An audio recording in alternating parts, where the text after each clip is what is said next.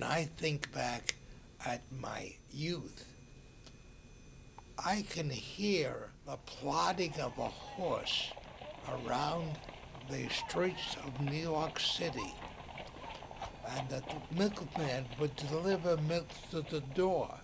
We didn't have a refrigerator, we had an ice box.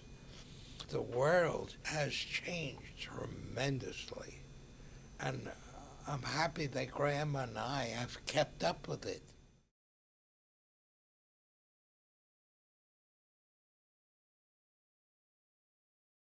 I was 11 years old. I was reading a book. It's called Beyond Chaos. The expansion of the universe was brand new idea. And I suddenly understood that this concept of God was too small. It was a tribal concept, and that it could not, nothing that we could conceive of could construct the universe that the astronomers were describing.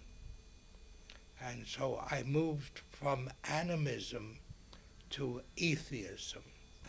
Grandma and I had a dog even before we were married. Dogs make us feel good.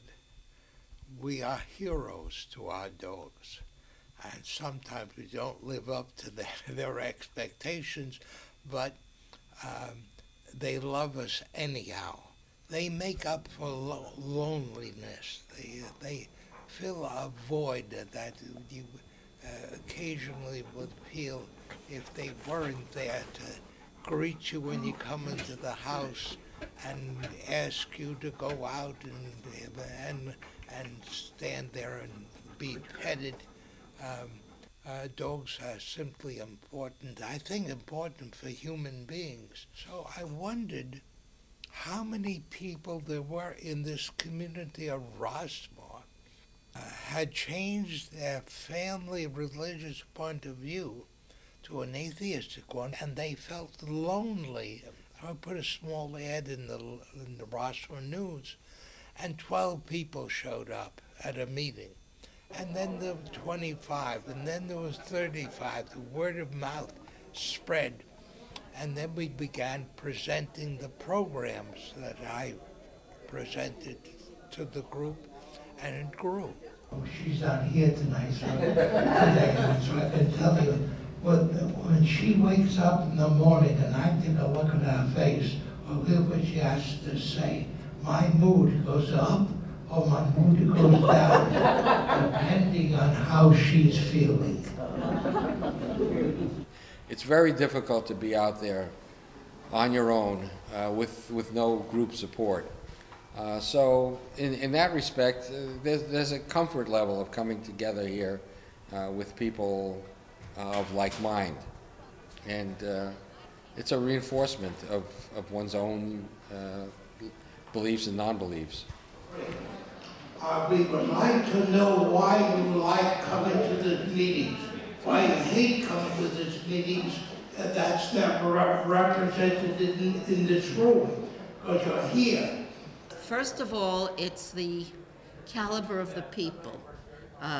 There's a high level of intelligence and interest in many various different things, and the people are not so much interested in you hearing them as they want to hear what you have to say, which is nice for a change. I think Richard is terrific. He's an absolutely wonderful man, very creative, and is very good at putting together programs, keeping the group together, keeping the group focused, and he gives of himself enormously. Well, he's a very lovable person, for one thing.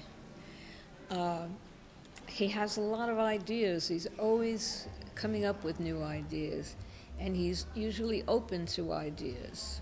And he kind of holds it together because he has an idea of where he wants it to go. I think that he gets a lot out of it, too. I think he gets as much out of it as anyone else.